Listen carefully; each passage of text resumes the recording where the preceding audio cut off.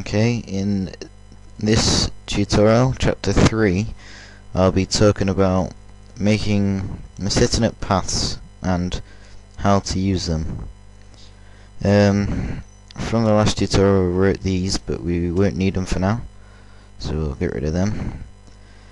Okay, so first things when making a path, you should declare what you need. So you would need a tile path,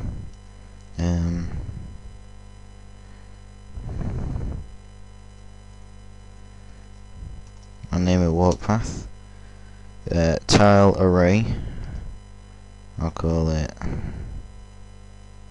walk tile, and I think that's all you need to declare. Declare things underneath your script comment and script author, but you should already know that, but if you don't. Okay, so we need to sort out what each of these means and which tiles it will use. So with our walk tile, put walk tile equals new tile, open the array and close it. That will sort out all the tiles I want to put into it. So I can make as many tiles as I want, which will walk from any part of the map to any part of the map. I just need to put new tiles in between these two braces. Because this tile part has these two square braces next to it, means it's an array. Because you can have it just so it's tile, but that would be just a single tile. Arrays more than one. To declare which tiles you want to use, you can put new tile and then the X and Y of the tile you want. There is a path maker on Scion which you can download.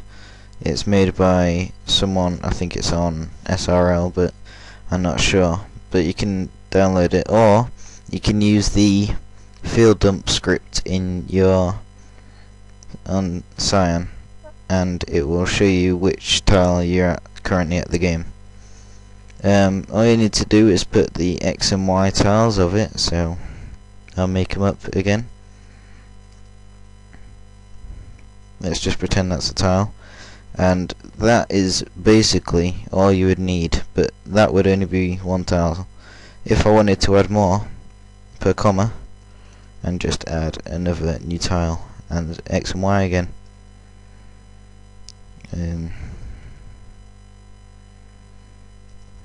I'll put them next to each other so it's more realistic. Okay, that would make it so it would walk from this first tile to the second tile, or from the second tile to the first tile. You can add as many as you want, but you've got to make sure they're within range and the bot can see it on the minimap so it can click to it. If not, it will come with an error saying that the tile is unreachable. If that happens, all you need to do is come back into here and make sure it's a tile which it can reach. I'll add another tile just so you can understand this tutorial a bit easier.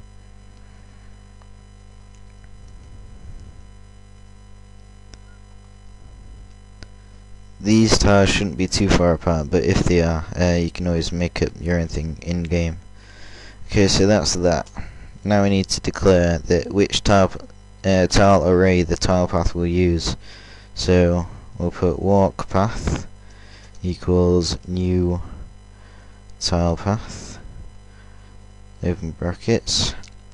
Superior will always be this, comma, and which tile array we're going to use, and we'll use walk tile. And that's the walk path setup. So now we can start doing stuff on it if we need it.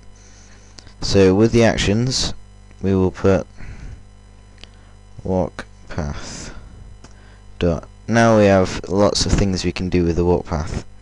You can walk to a certain number in the tile path, or you walk to the end of the tile path, or walk to the start of the tile path. It's up to you. It will walk from tile to tile as soon as it's visible on the map, so that's how it works. So, for example, let's say walk to start, and open brace in offset. This is how far away it's able to be from the point of the tile. So it's just for anti-bands. Let's say it's 3. That'll be anywhere within 3 tiles of the first tile it'll end up on. That's as easy as it is. That will walk from the end, well, any part of it, to the start. You can also use walkpath dot walk to end if you want to walk to the end of it, or if I'm looking to walk to the middle of it, I could do walkpath walk to which number of the array I want to use. I think it either starts on this one as being 0 or this one as being 1. I think it's 0, so I'd say this one is 1. Someone correct me if I'm wrong. Or and the offset 3. That's all that you need to be able to walk around. If I run this now, it would walk to the start, then walk back to the end, and then walk to the middle, walk to the start, walk to the end, and keep doing that, seeing as it's in the execution loop. That is more or less everything that you need to do about making a tile path. So just remember declaring them, seeing which each of them does, and then using them in the actions. That's it for chapter 3. I'll add some more sometime.